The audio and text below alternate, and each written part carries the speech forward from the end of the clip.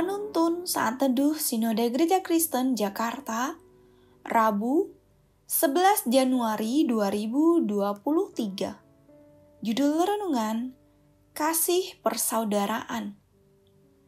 Nats Alkitab terambil di dalam kitab 1 Petrus pasal 1 ayat 22 dan 1 Petrus pasal 2 ayat 3. Pasal 1 ayat 22, karena kamu telah menyucikan dirimu oleh ketaatan kepada kebenaran, sehingga kamu dapat mengamalkan kasih persaudaraan yang tulus ikhlas. Hendaklah kamu bersungguh-sungguh saling mengasihi dengan segenap hatimu. Pasal 2 ayat 3, jika kamu benar-benar telah mengecap kebaikan Tuhan. Coba bayangkan di sekitar kita banyak batu. Apa yang akan kita lakukan dengan batu itu? Ada beberapa hal yang bisa kita lakukan dengan batu itu. Misalnya, batu-batu itu bisa dipakai untuk melempari orang lain. Bisa juga dijadikan bahan untuk membuat pagar. Opsi yang terbaik adalah membuat jembatan dengan batu itu.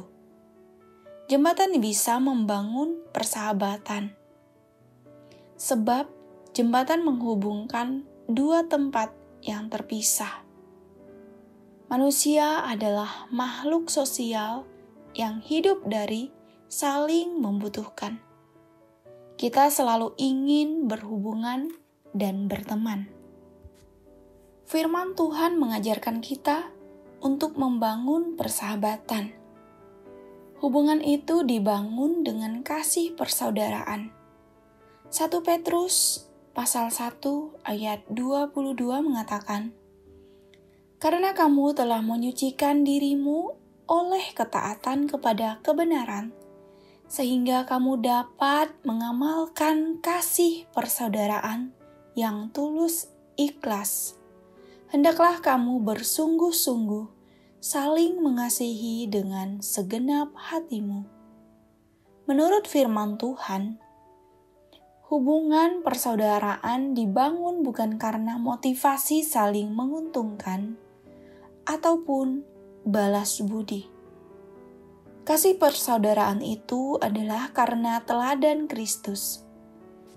Kristus telah lebih dulu mengasihi kita. Kasih-Nya memerdekakan kita dari segala kejahatan. Ayat 2 pasal 1. Perbedaan bisa saja terjadi dalam gereja.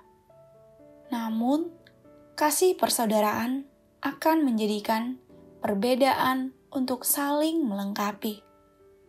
Perselisihan bisa saja terjadi, namun kasih persaudaraan memampukan umat untuk saling mengampuni.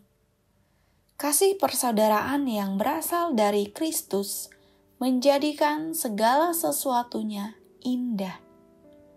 Hidup kita akan lebih berarti saat kita berteman, bersahabat, dan bersaudara dengan penuh kasih. Teman, sahabat, dan saudara adalah tempat mencurahkan isi hati ketika kita sedang bersedih karena penderitaan hidup. Mereka adalah tempat berbagi ketika kita sedang bergembira.